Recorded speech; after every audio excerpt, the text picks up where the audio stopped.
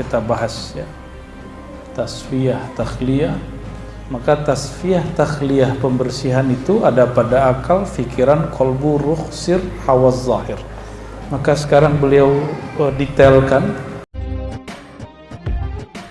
Sekarang kita masuk bagi yang baca kitab ya, halaman 5. Kita masuk ke bab, ke fasal tentang taharah. Bagaimana cara membersihkan akal. Jadi kalau taharah dalam ilmu fiqih, membersihkan badan dari hadas kecil, hadas besar. Dalam tasawuf yang dibersihkan bukan hadas ya, bukan hadas najis ya, tapi sesuatu yang mengotori akal, mengotori fikiran, mengotori kolbu dan ruh. Ini yang mau kita baca.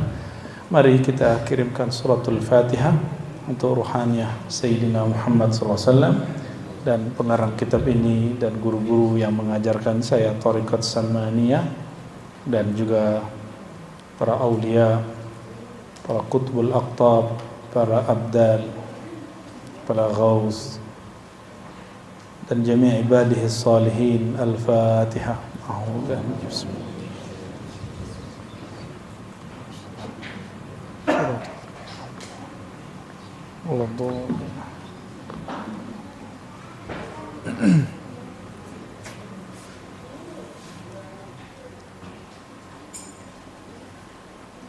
Dustur ya Sayyidi Rasulullah.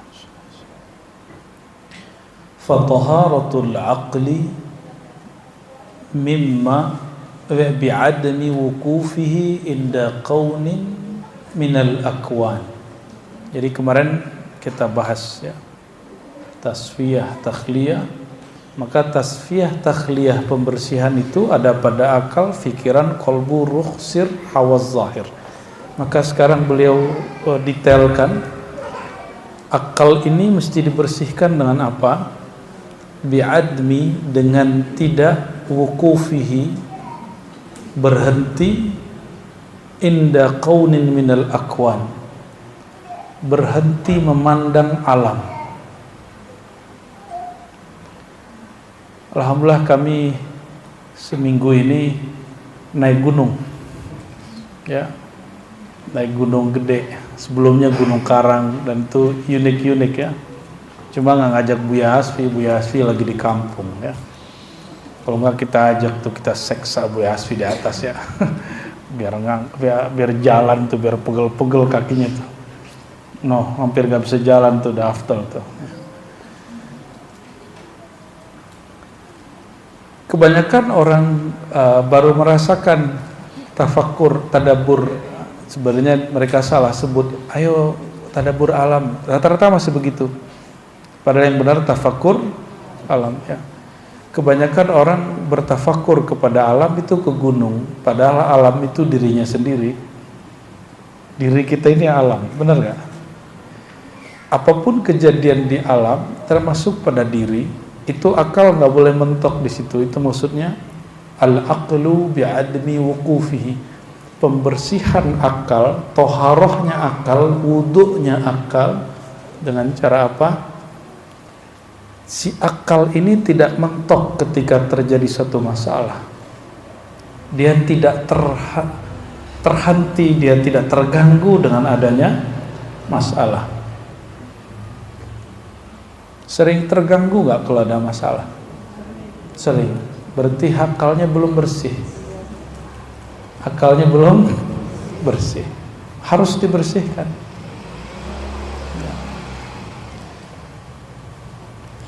Wa taharatul fikr, ternyata akal itu secara harfiah berarti yang mengikat diri. Makanya nggak ketawa-ketawa sendiri kan? Kalau ketawa-ketawa sendiri berarti akalnya udah lepas itu. Akal itu aqala yaqilu aqlan, iqalun uqulun ya, itu berarti pengikat, penstabil, pengkontrol. Jadi yang mengontrol pikiran ini itu akal. Itu sebabnya saya masih ngajar di kampus, saya masih ngajar kitab, nggak hanya wirid-wirid doang, nggak hanya ngomong-ngomong pengalaman batin doang. Supaya apa? Supaya diikat, dikontrol oleh akal. Kita nggak hanya ngaji-ngaji kitab hadis aja. Ngaji kitab hadis bahaya loh. Kitab hadis itu nanti ada ilmu namanya ilmu jarh wa ta'dil. Itu kalau orang keracunan ilmu itu, akalnya nggak pakai, dia akan menjarah, menghujat orang yang beda sanad sama dia, beda silsilah sama dia. Maka antum perlu tahu kenapa ada seorang guru yang saya tinggalkan, karena dia mengatakan guru yang saya lain dajjal dan kazzab. Si fulan dajjal, fulan dajjal. Dan itu bukan 1, 2, 3 orang, nggak sulit dihitung. Ada syekh dari Banjar, masyhur di Malaysia dan di sini, kata dia, saya nggak pernah lihat dan ngaji ke Syekh Yasin Al-Fadani. Emang kalau dia nggak pernah lihat terus emang nggak ada? Saya ngambil sanad ke seorang kiai senior di Kudus, apa kata dia? Kazzab, pembohong. Emang dia doang yang punya sanad? Ya, sering memandang aib orang, padahal nama dia juga nggak ada di kitab guru saya yang terakhir, murid Syekh Yasin yang terakhir. Maka saya memikir, waduh, kalau begini terus hatiku tambah kotor. Ya, niat saya sampai kita baca kitab namanya Ujala, tapi kemudian sanadnya saya tutup semua, saya robek semua sanadnya. Ya, seperti Imam Muslim merobek sanad Az-Zuhli. Ya.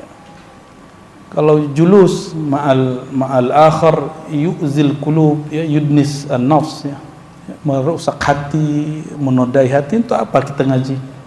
Ya, maka ngaji hadis pun mesti pakai akal yang sahih. Dan saya masih ingat guru kami dulu Syekh Hasan itu bilang, al-jarh wa ta'dil mughlaq,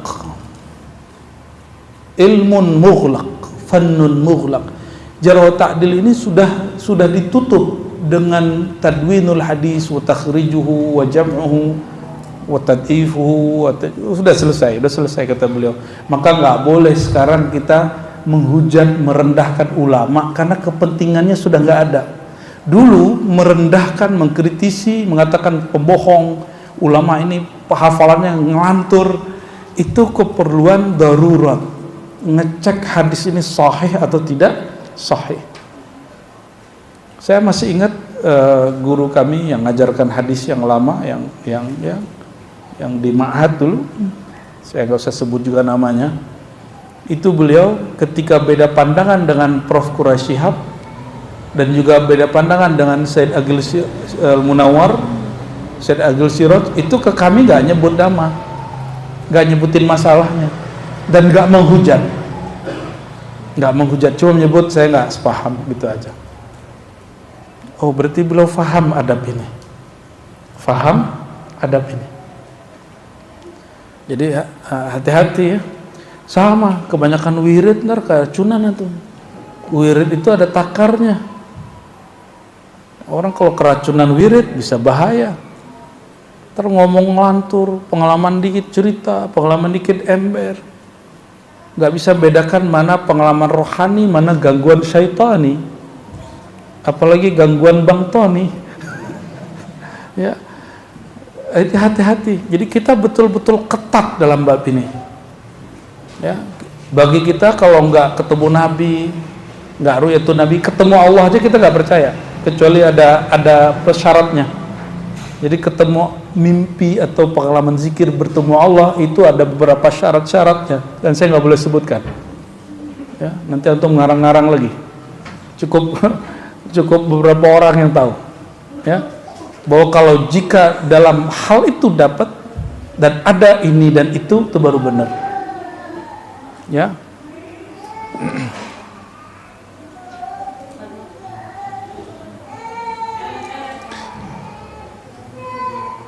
wa taharatul fikr alla yamur. Kalau fikir itu juga dibersihkan dari apa? Alla yamurra fihi ma yushghiluhu anir rahman. La yamur, tidak lewat padanya, pada fikiran, ma yushghiluhu, yang menyibukkannya dari Allah yang Maha Rahman. Itu fikir. Jadi jangan sampai kepikiran Allah itu nggak sayang, itu maksudnya. Maka apapun yang terjadi, lihat ada hikmahnya, itu kerjaan fikiran. Maka al-fikru, fikir ini dia menghadap kepada nama Allah Rahman. Fikiran kita dia menghadap kepada nama Allah Ar-Rahman. Maka si fikir ini dia kalau bekerja dengan baik, dia akan melihat segala sesuatu ada hikmahnya. Itu kerjaannya, ya. Wa idza kunta fil wuqufil ma'mur maqhuran u'tita bi mujahadatika kamalan wa ujura, ya. Dan apabila engkau dalam berusaha berhenti itu, ya, apa fil wuquf, dalam wukuf berhenti pada bab itu, ma'al ma'mur, padahal ada diperintahkan, makhura, merasa dipaksa. Jadi kalau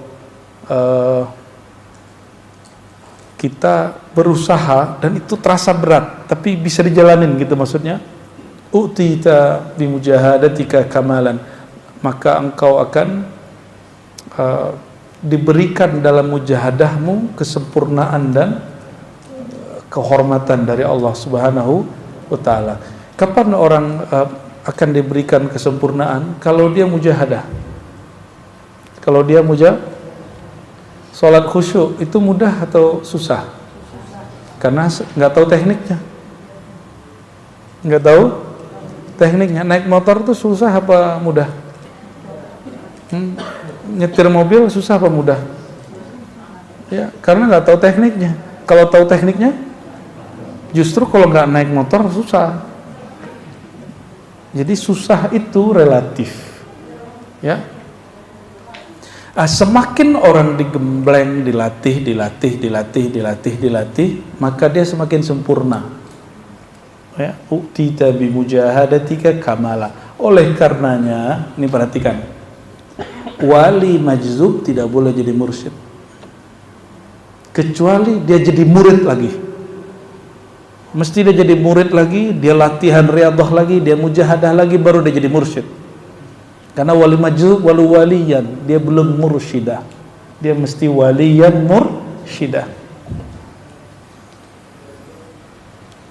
Mursyid itu tugas, wali itu apa? Anugerah makom dari Allah. Bedain tugas sama makom anugerah dari Allah Subhanahu wa ta'ala. Jadi antum kalau ketemu wali-wali majzub jangan minta sesuatu, ya. Cukup dihormati, cukup husnuzon kepadanya, dan juga jangan berlebihan. Orang jelas orang gila disebut wali majzub, itu wali kejedot namanya, bukan wali majdub, wali kejedot. Al-qalb. Yang ketiga, jadi tadi bersucinya akal, bersucinya fikir, bersucinya kolbu. Kolbu dengan apa dia bersuci? Faraghuhu wa tasfiyatuhu anil aghyar. Terkosongkan kolbu dan terbeningkan kolbu, terbersihkan kolbu anil aghyar, dari selain Allah, dari makhluk. Coba di kolbunya ada nama siapa? Nah, itu pentingnya talqin. Talqin itu nanam biji asma, nama Allah di dalam, supaya dia tumbuh sehingga dia rindang. Nanti dia berbuah, buahnya nanti ada biji lagi, tumbuh lagi, begitulah terus. Nah, yang sudah ditalqin, saya berdoa semoga diberi Allah istiqomah. Ya, amalkan itu. Nggak bisa banyak ya, sedikit. Mending sedikit istiqomah daripada banyak sekali sebulan. Ya, mending sedikit istiqomah daripada banyak sekali sebulan. Itu nggak ada manfaat. Nggak ada manfaat, udah mati. Itu ulang lagi talqinnya. Jadi yang nggak ngamalin sebulan, ulang talqinnya, nggak ada manfaat. Atau nggak usah talqin sama sekali, ngaji ke tempat lain. Ya, berarti antum nggak serius. Nama Allah udah dimasukin kok dibuang-buang. Guru ngasih gratis, padahal mujahadah guru bertahun-tahun, terus dicuekin, ya. Saya bertemu beberapa orang syekh, ya, ngajarin murid, diajarin nama-nama Allah yang rahasia-rahasia itu. Dari sekian puluh orang, cuma 5 orang yang amalin. Itu marahnya bukan main. Ya, kita kasih fasilitas, kok malah kalian taruh, kalian main-mainin. Udah ditutup sama beliau. Ya, itu kejadian, ya. Nah, jangan sampai itu terjadi. Nggak bisa 30, ya 25 lah. Nggak bisa 25, ya 15 lah. Nggak bisa 3, nggak bisa juga. Kita sholatin ente ntar. Nyebut nama Allah itu perlu, ya, diulang. Saya sibuk. Emang ente sibuk apa megang handphone kok bisa lama? Ya, nonton YouTube kok bisa lama? Buka Instagram kok bisa lama? Tapi buka Instagram kolbu kok nggak bisa cepat? Nggak ada lagi. Ini zaman sudah begini zamannya. Jangan lagi kasih maaf kepada diri kita yang malas. Ya. Baik, kita lanjut. Jadi taharahnya kalbu dengan apa? Berusaha mengosongkannya, membersihkannya dari selain Allah. Gimana cara memulainya? Mulai sebut nama Allah yang sudah ditalkinkan. Itu caranya.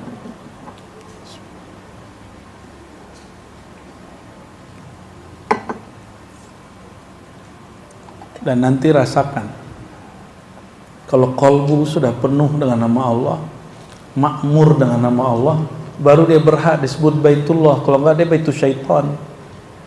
Dan kalbul mukmin Baitullah. Kalbu orang beriman rumah Allah, Baitullah, tempat mengingat Allah. Itu terjemahan maknawinya.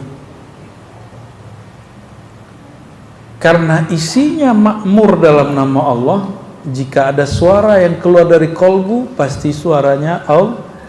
Jika dia menyebut satu kalimat, pasti kalimatnya bermakna dengan nama Allah Subhanahu wa ta'ala. Ngaji kitab yang sama, dari satu orang zikir kalbu, satu gak zikir kalbu, rasain beda. Beda. Sama-sama udah zikir kalbu, satu udah sekian tahun, satu baru 2 tahun, itu beda. Beda, ya. Loh, kok bisa? Ya sama. Dosen baru dengan dosen lama kan beda. Beda. Baik. Wa dawamu tawajjuhihi ilal azizil ghaffar, dan dawam tawajjuh, senantiasa menghadap si kalbu kepada Allah yang Maha Aziz, yang Maha Perkasa, yang Maha Ghaffar, yang Maha Pengampun. Jadi yang bertawajjuh itu siapa? Ketika kita baca wajah itu kalbu. Jadi yang bertawajjuh siapa? Kalbu. Bukan badan, bukan wajah ini. Ini wajah fisik. Kalau wajah kalbu full semua. Semua bagian dari batin kita itu wajah kalbu, dan dia mesti menghadap ke satu wajah, yaitu wajhullah. Ya.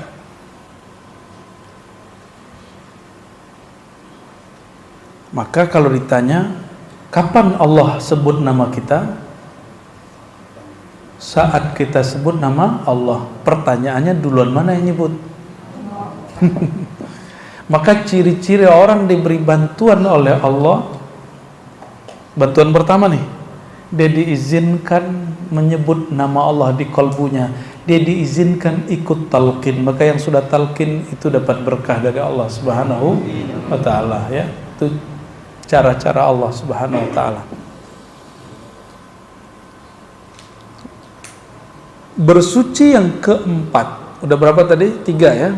Ini bersuci versi ulama tasawuf, ulama thariqah seperti Sidi Syekh Muhammad Abdul Karim As-Samani. Bersuci keempat yaitu taharatur ruh, mensucikan ruh.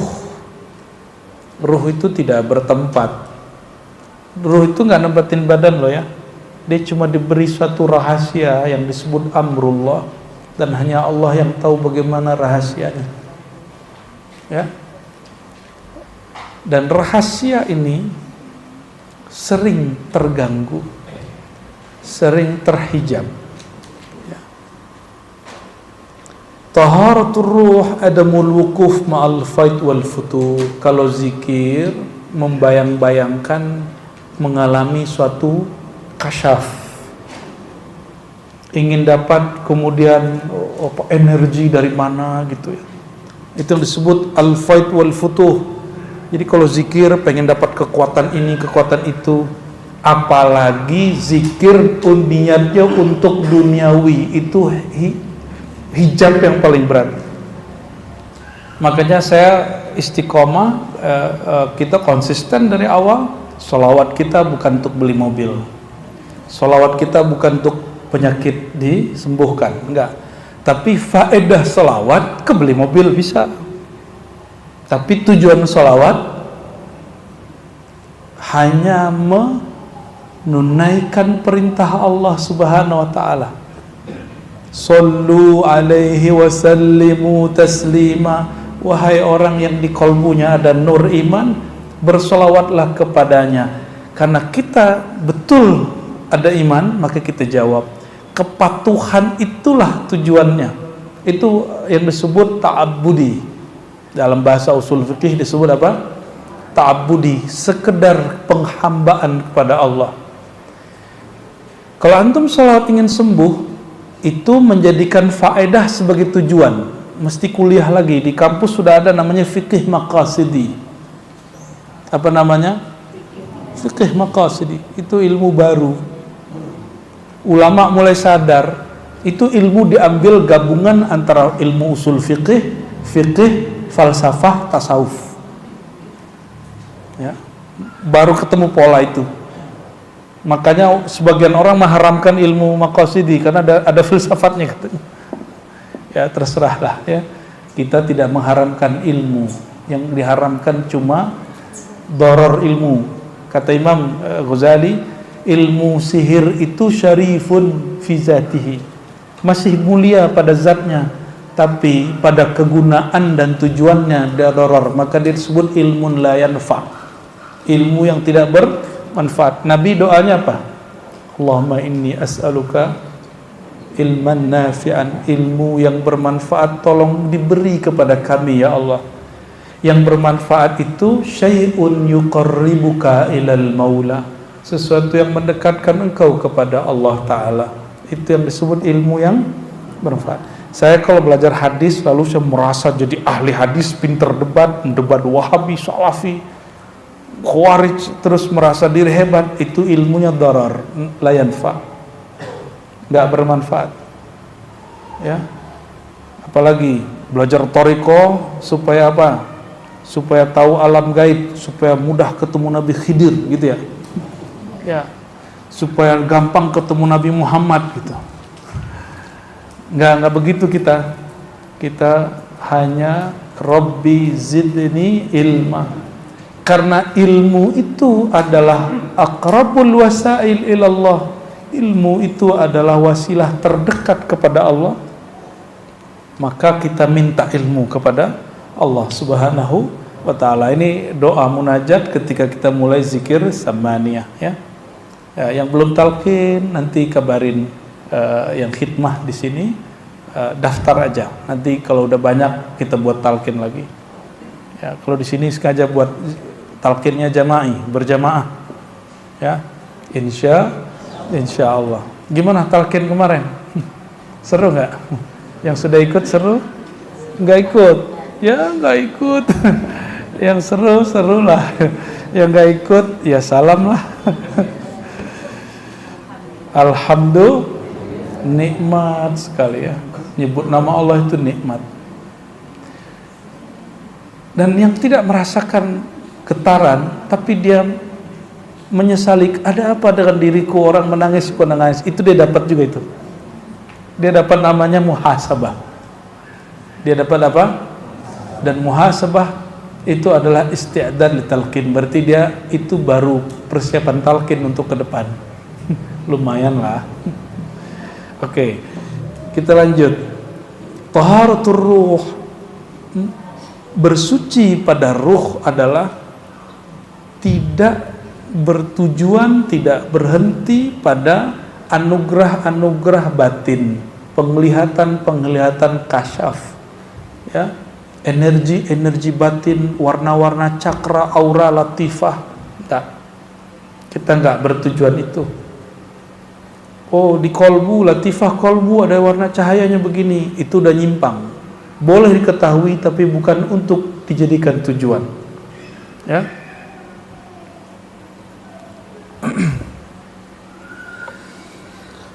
Wal khuru wat tahqiq, ya, bihaqa'iqil ubudiyah.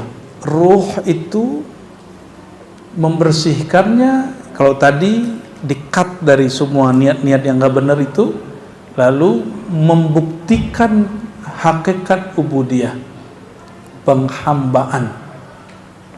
Hamba yang dimaksud adalah kita sebagai orang yang patuh kepada Allah Subhanahu wa ta'ala. Ubudiyah itu, saudara-saudariku, menyembahnya tanpa syarat. Menyembah Allah tanpa syarat. Sudah begitu belum? Sudah begitu belum? Nyembah Allah tanpa syarat. Ya. Kalau masih pakai syarat, pakai keinginan-keinginan, ya, itu belum disebut ruhnya suci. Belum bersuci ruhnya. Nah, itu masalahnya. Wal khuruj anil wujud bil kulliyah, keluar dari wujud egomu secara mutlak. Masih merasa diri ada, berarti dirimu masih belum suci ruhnya.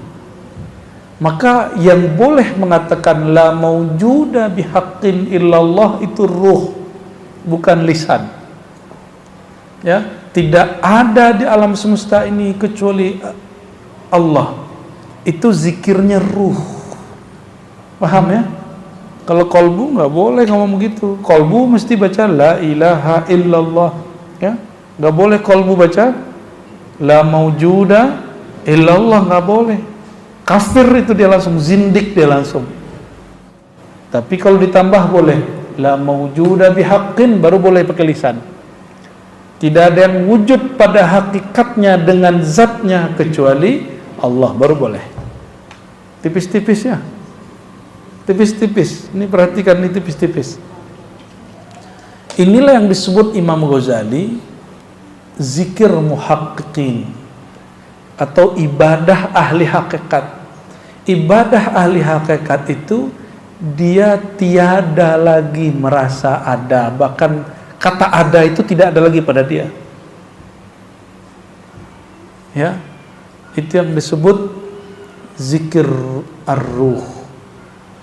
Zikir ar-ruh. Nah, nanti sebagian ulama menjelaskannya dengan kata musyahadah dan lain sebagainya. Inilah yang disebut dalam kalimat-kalimat para ulama terdahulu, wujuduka dzanbun, engkau merasa dirimu ada, itu dzanbun, dosa. Coba diulang, wujuduka dzanbun, engkau merasa dirimu ada, merasa diri kita ahli sholat di hadapan Allah, itu dosa. Oleh karenanya dalam hadis Baihaqi yang sering saya bacakan, di padang mahsyar nanti sampai di fase mizan, ditimbanglah amalan seseorang yang beribadah 500 tahun gak pernah maksiat. 500 tahun gak pernah maksiat. Menurut dia. Menurut dia. Setelah ditimbang banyak sekali. Tapi Allah berkalam kepada malaikat, adkhilhul jannah birahmati, masukkan dia ke dalam surga dengan kasih sayang aku.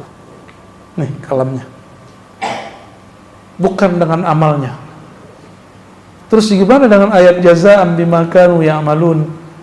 Mereka masuk surga balasan terhadap apa yang mereka amalkan. Orang awam memahami amal itu amal zahir. Mereka lupa ada namanya amal ruh. Amal ruh itu adalah ikhraj anil wujud, menghabiskan wujud diri, tidak lagi menganggap diri kita ini ada di hadapan Allah. Contoh ya, antum baca Quran, betul? Dapat pahala banyak dong, betul ya? Coba baca Quran pakai mata siapa yang kasih? Serius, suaranya bagus, siapa yang kasih?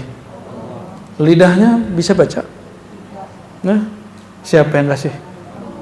Semua fasilitas dari Allah. Ini statusnya apa sebenarnya ini? Coba dipakaikan ke dalam diri kita. Apa ini gratis? Apa ini gratis? Coba yang sudah punya sakit mata, ya matanya rabun kayak apa kayak, kalau di laser berapa kenanya? Itu kacamata berapa tuh harganya? Lumayan kan? Ya. Satu laser lumayan itu. Kacamata sekarang mulai dari yang harga 50 sampai 50 juta ada yang lebih lagi. Mahal sekali. Tapi kita kan ngerasa ini milik kita. Ternyata ini bukan milik kita. Coba, ini yang bikin orang tua atau orang tua ngapain? Coba tanya sama yang sudah punya anak. Emang pernah bikinin mata anak? Ukir dulu gitu. Pernah nggak begitu? Nggak pernah toh. Berarti orang tua hanya asbab wujud, bukan musabbibul wujud. Asbab wujud tapi bukan yang menciptakan asbab wujud itu.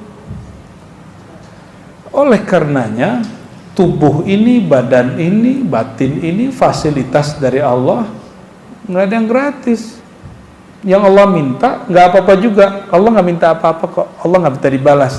Allah hanya minta satu, ubudiyah, patuh. Kepatuhan itu pun bukan untuk dia, tapi hanya untuk kita. Ya, oke.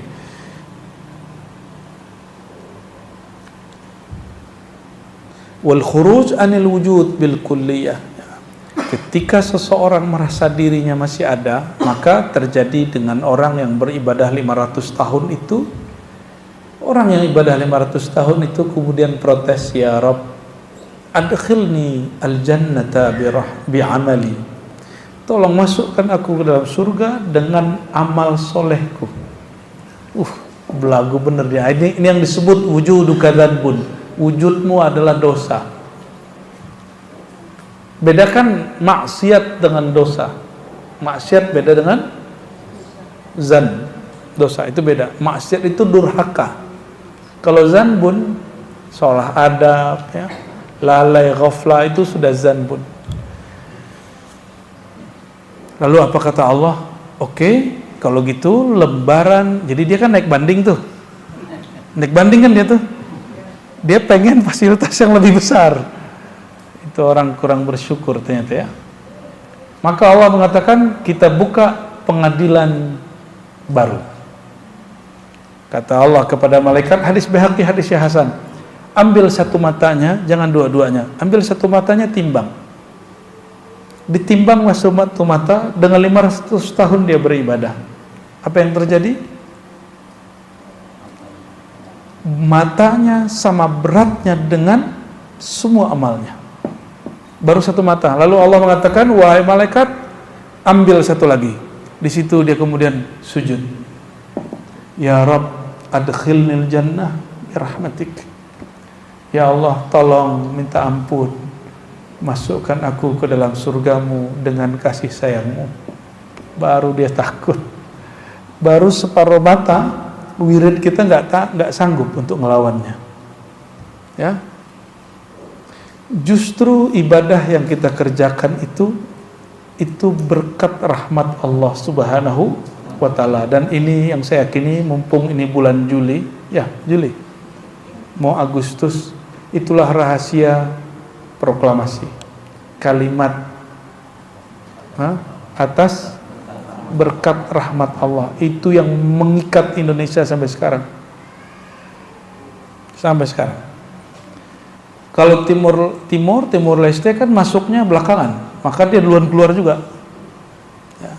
Tapi yang diikat dengan kalimat Soekarno itu sampai hari ini masih oke nggak? Ya.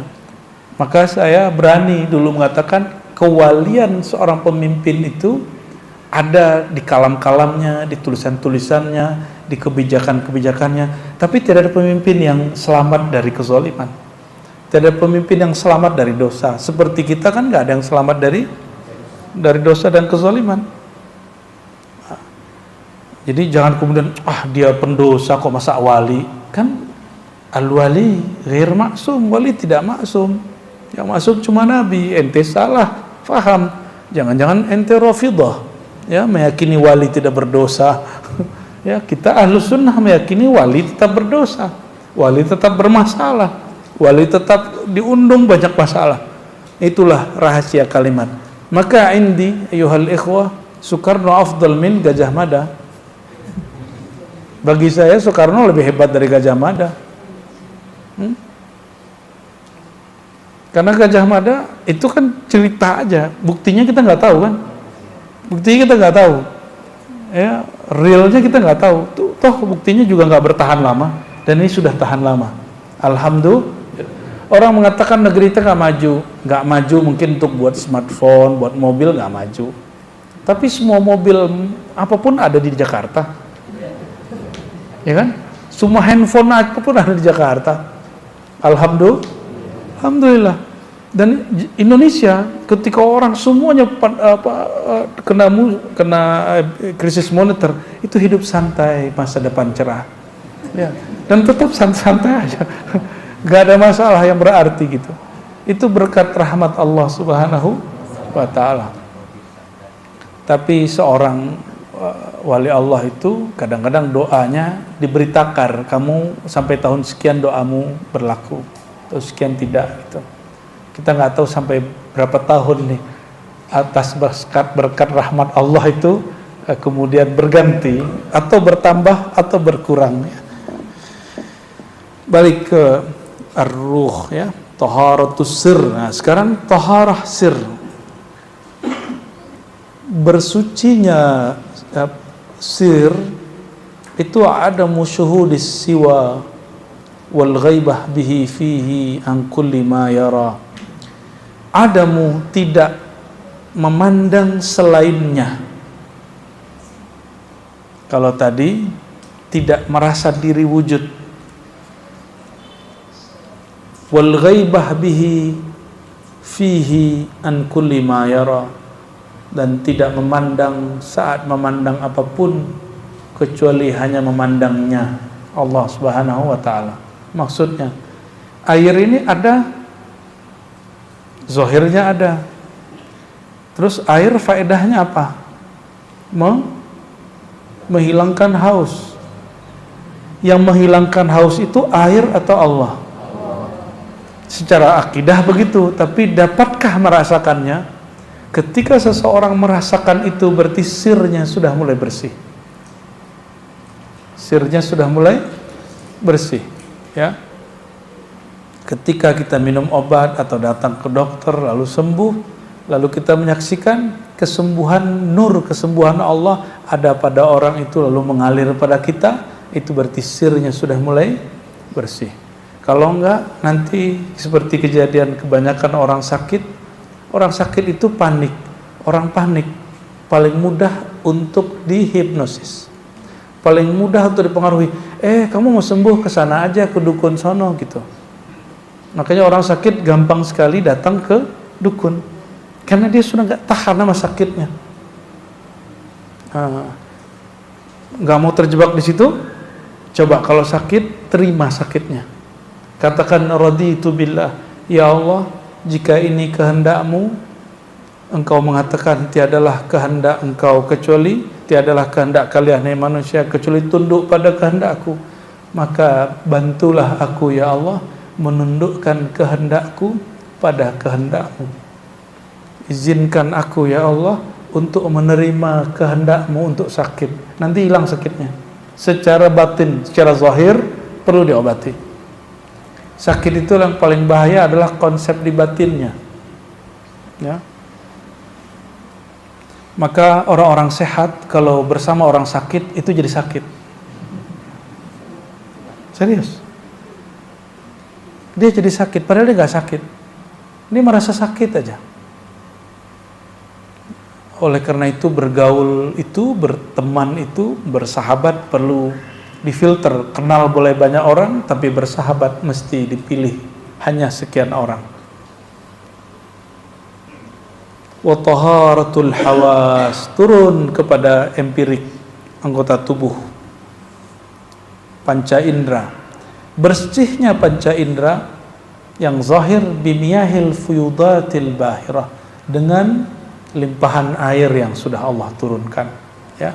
Fa taharatus sam'i adamus sama illa minhu. Lalu bersih bersucinya pendengaran. Udah berapa ini? Ya. Tahara akal, tahara fikir, kalbu, ruh, sir, hawas, indra. Sekarang masuk tahara sama, pendengaran. Tidak mendengar kecuali dengan pendengarannya. Nah, itu kalau udah boleh itu, ya. Apa maksudnya?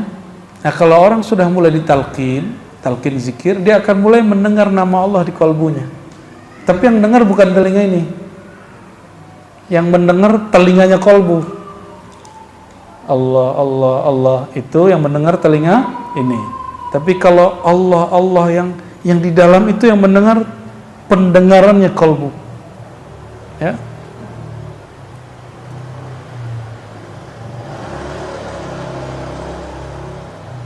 Taharatul ain ala syuhudu ghairil ain fi kulli ain wa bain wa hasan wa syain. Nah, ini bahasanya canggih ini. Bersihnya mata pandangan yaitu tidak ada musyuhudu ghairil ain. Tidak memandang selain, ya, zat Allah fi kulli ain, di setiap tempat, jarak dan lain sebagainya, ya. Wa taharatus syum, ya, apa, penciuman, fistinsyaq nasimil hima waqad tamma, ketika kita kemudian menghirup air untuk membersihkannya lalu kita keluarkan, itu secara fikih. Tapi penciuman batin itu kalau di ini dia mesti dimasukkan dulu. Itu yang disebut musahabah, muhasabah. Muhasabah itu mengingat. Itu kayak kita kemudian ngecek ke belakang, kalau masih ada nodanya tarik keluar. Itu istinsyaq. Maka istinsyaq gitu, ya. Begitu istinsyaq, ambil air terus itu adalah filosofi muhasabah. Filosofi muhasabah, dihirup dulu, diingat dulu, dikenang dulu, lalu buang, gitu, ya. Taharatu dzauq ayyuhat talib fi kamalin in kunta raghibin. Adapun zauq, rasamu, ada indera rasa, ada batinnya rasa, itu beda. Zauqmu wahai murid dalam kesempurnaan, in kunta raghib, jika engkau memang menginginkannya. Wa taharatu lamsika fi ghaibatika, ya. Indra menyentuh, apa nih? Kalau bersentuhan itu merasakan dengan kulit, itu disebut mensucikan indra menyentuh itu. Fi ghaibatika an hissika fi yaumika wa amsika wa an al-ittidah bi azyad min hadha faltumsik, ya. Melupakan kenangan-kenangan yang membuat engkau lalai saat menyentuh sesuatu. Nah, itu cara mensucikan indra menyentuh. Wa'lam ayyuhat talib. Nah, kita masuk ke bagian yang inti di sini. Ketahuilah wahai murid, litariqis sadah, terhadap tariqah para ulama, para aulia, ya. Dengan tariqis sadah niltas sa'adah, engkau mendapatkan kebahagiaan. Orang yang bahagia di dunia siapa? para wali. Maka untuk bahagia gimana caranya? Ikutin jalan para wali. Tapi kenapa orang-orang hari ini ikutin jalan public figure, artis kah, pakai namanya Ustadz juga ada yang public figure tapi nggak artis. Bukan itu yang diikuti, itu antum stres sendiri nanti. Ya, ngantor nih, ngikutin temen yang paling keren di situ, ganti handphone tiap bulan, ada mobil baru ganti padahal ngeredit gitu, itu stres itu. Ganti-ganti model tas, gitu. Ini kan tasnya bagus-bagus nih tasnya. Ya kalau seminggu itu nggak ganti tas kayaknya gimana gitu. Itu nyesek gitu ya. Nah itu mesti dibersihin itu. Ya, boleh nggak pakai tas bagus? Boleh, bagus. Tanda kita mereward diri, menghargai diri boleh. Tapi jangan kemudian itu menjadi standar hidup. Ya. Ustadz lebih gila loh. Ustadz kalau udah ngartis berani ngeredit ya. Itu sebabnya beberapa asatis pendakwah itu jadwal dakwahnya udah kayak kerja rodi. Serius. Karena tuntutan gaya hidup. Ilmu yang diajarkan gak begitu, tapi gaya hidup dia. Maka saya bersyukur kepada Allah membebaskan kami dari hutang ya. Kami gak suka kredit. Alhamdulillah ngeredit itu cuma 2 kali aja. Waktu masih muda-muda banget ya. Sekarang udah gak berani saya ngeredit. Walaupun saya gak mengharamkan kredit ya secara fikih yang saya anut nih. Ya, karena di syariat gak ada pembahasan kredit, itu di fikih. Ya. Syariat itu sudah selesai. Di masa Rasulullah gak ada kredit. Maka hukumnya mukhtalaf, diperdebatkan. Tapi alhamdulillah ya, kita menjauhi itu. Karena saya berdoa selalu, Allah min a'udzubika min ghalabatid dain wa qahrir rijal. Ya Allah, lindungi aku dari belenggu hutang dan dikuasai oleh orang lain. Kalau kita sudah berhutang, kita ditawar orang ya. Maka negara-negara yang berhutang itu sering ditawar kedaulatannya oleh negara lain. Tapi tenang ya, hutang kita katanya sih masih oke banyaknya. Ya semoga oke-nya itu sedikit ya. Amin ya rabbal. Bi annal arifin min ahli al-haqq wal yaqin wa tariqil mubin radhiyallahu ta'ala anhum ajma'in qalu inna tariqatana ghaibun ghairu mahsusin wala mashhudin sulukuhu bil qulub li'annahum min al-ghuyub fayajibu 'ala al-murid tasdiq bi atharih. Ini perhatikan, thariqat itu bukan pakaian yang khas, maka di ribat itu enggak ada pakaian thariqah. Kalau kami mengijazahkan khirqah yang dipakai untuk tutup kepala atau serban imamah, itu bukan pakaian thariqah, itu ijazah dari Sayyidina Muhammad SAW kepada sahabat ke tabi'in terus sampai kepada kita. Ya. Jadi tidak ada namanya pakaian orang tarekat, nggak ada. Ya. Makanya boleh pakai pakaian apa aja kan? Kecuali lagi talqin dianjurkan pakai baju putih-putih biar kayak ya seru gitu, ngeliat putih-putih itu asik.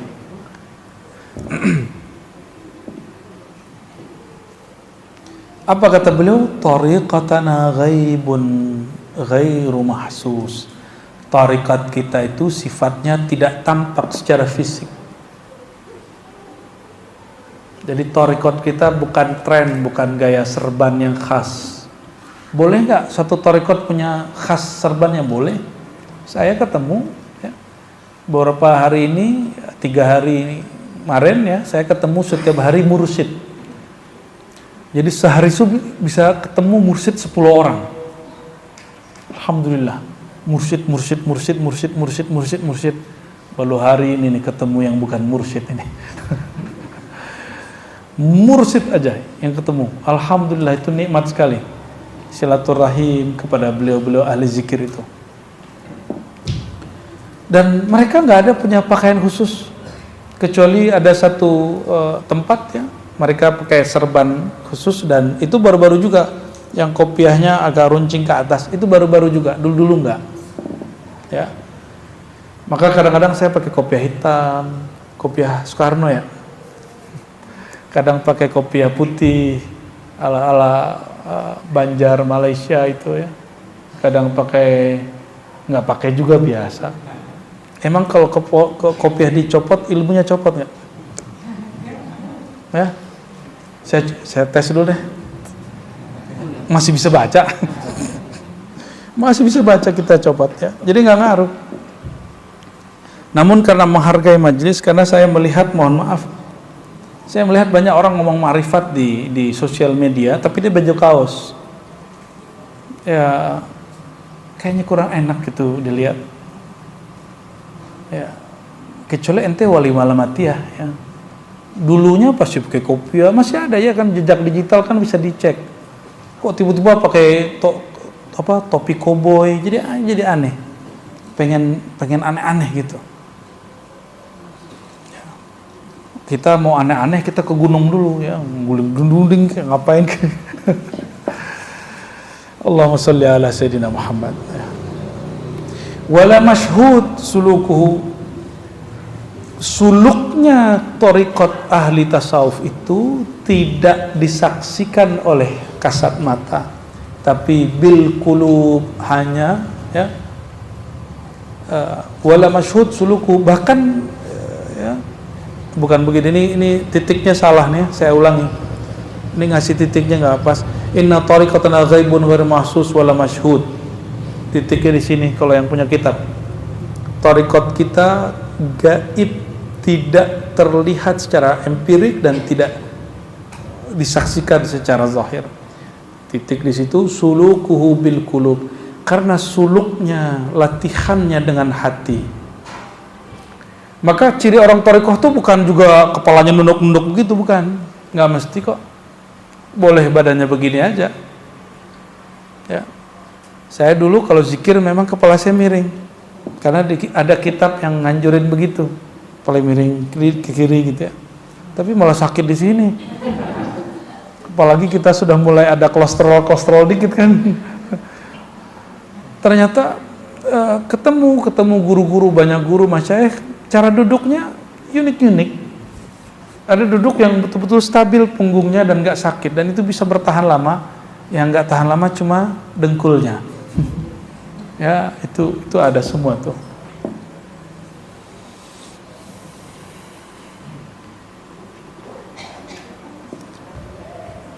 Li'annahu minal ghuyub, karena ma'rifat dari Allah itu dari kegaiban, dari alam gaib ya. Fa yajibu al murid at-tasdiq bi atharihi, maka wajib bagi murid untuk percaya dengan atharnya, peninggalan atau efeknya. Wal iz'an li sata'ati anwarihi ma'al jaddi wal ijtihadi wa tawajjuhul kulli wal isti'dadi wa sukulukuhu yas'ab 'ala nufus ya. Yang tadi nggak perlu, sudah saya jelaskan secara umum. Sekarang masuk, kenapa tidak lihat dengan kasat mata? Kalau orang latihan, kalau latihan binaraga, fitness, gimana? Kelihatan? Silat kelihatan? Kelihatan. Apalagi? Kalau orang kuliah kelihatan? Kalau kuliah itu tugas akhirnya nulis paper, nulis skripsi, tesis, disertasi. Kelihatan barangnya? Diuji juga kelihatan.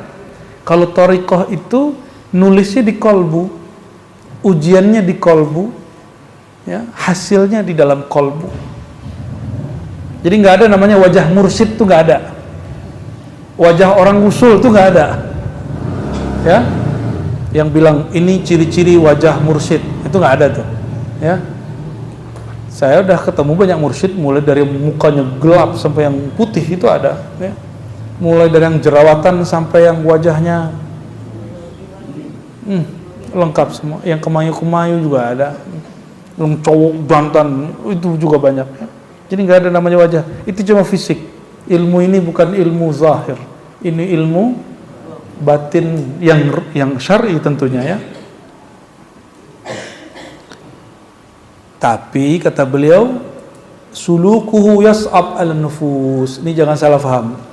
Menempuh jalan thariqah itu hanya dirasakan berat pada nafsu, jiwa, bukan pada kalbu. Oleh karena itu kalau zikir, jangan zikir dengan jiwa, zikir itu dengan kolbu. Apa beda zikir dengan jiwa dan kolbu? Jiwa itu ada ammarah bisu, dia nyuruhnya yang jelek-jelek aja.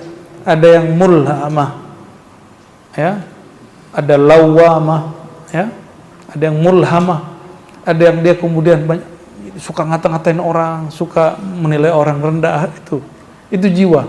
Suka malas, suka tidur.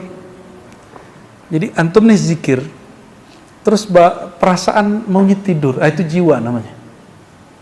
Berarti zikirnya belum dengan kalbu, belum masuk. Oleh karena itu, yang disebut mujahadah itu melawan malasnya nafsu. Melawan malasnya nafsu, itu yang disebut mujahadah. Dan yang paling aneh, kalau dalam konsep kita, supaya kita kuat, maka kita makan, gitu ya. Tapi dalam ilmu thariqah, ini yang kemudian diambil, dan semuanya dari Al-Quran dan Sunnah, untuk menguatkan kolbu, mengalahkan nafsu, itu caranya, jangan kasih makan si nafsu. Nafsu itu kuat kalau orang bersyahwat. Syahwat itu kuat kalau orang makan, maka kurangi makannya.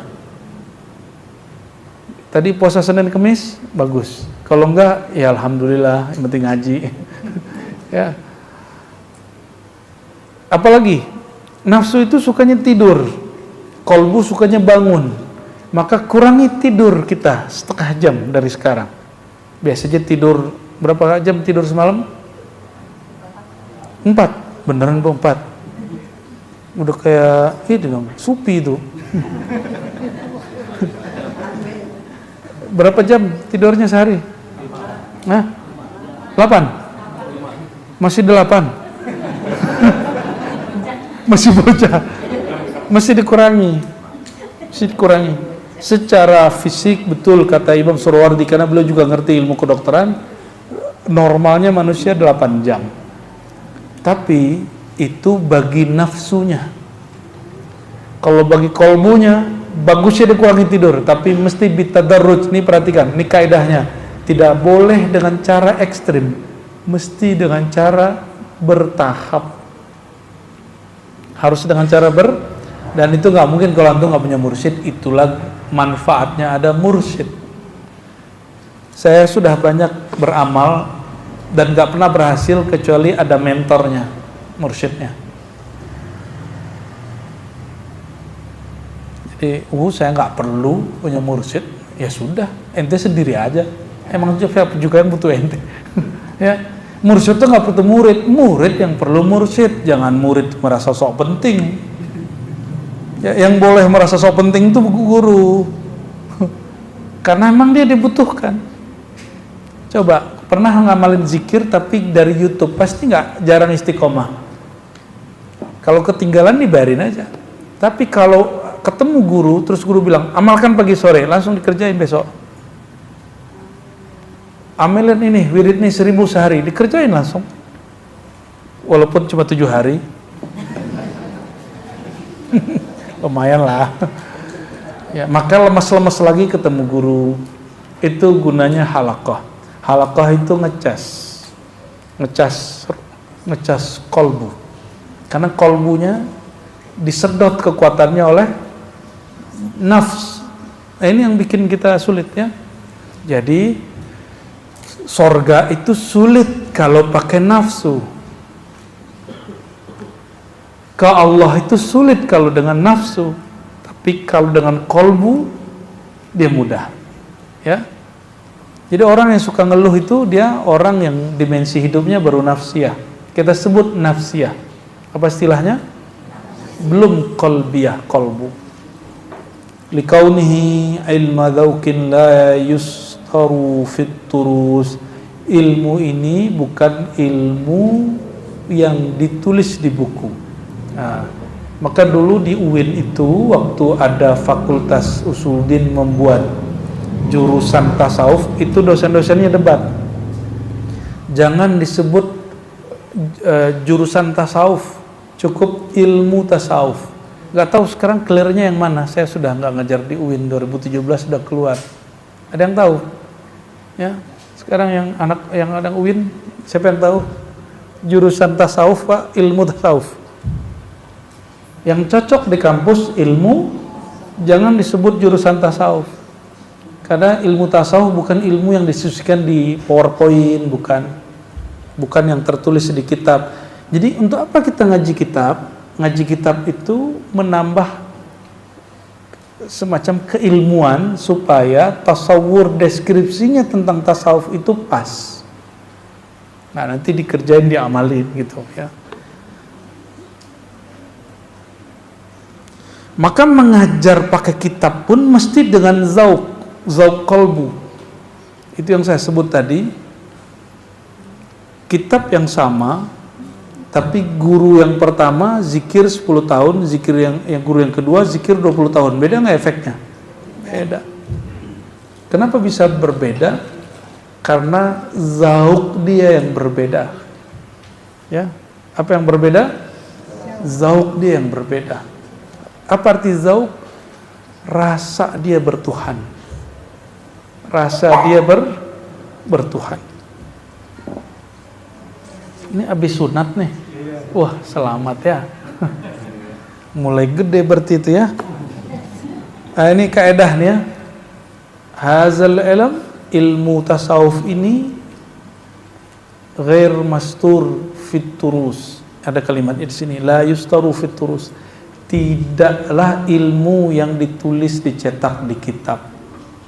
Jadi waktu saya dengar ada seseorang merendahkan Imam Al-Jili, pengarang kitab Al-Insan Al-Kamil, apa kata dia? Itu buku kan buku bacaan saya waktu remaja tuh, katanya. Gaya bener dia ya. Emang ente faham waktu remaja baca kitab itu? Saya waktu remaja 2005 baca kitab Insan Kamil 5 kali baru faham, padahal saya sudah suluk berkali-kali. Dia katanya nggak ngaku bertorikoh juga. Mungkin yang dia maksud tahu bahasa Arabnya. Kalau bahasa Arab teks Insan Kamil sama dengan kitab bahasa Arab biasa. Yang berbeda itu makna yang ada di dalamnya. Ya.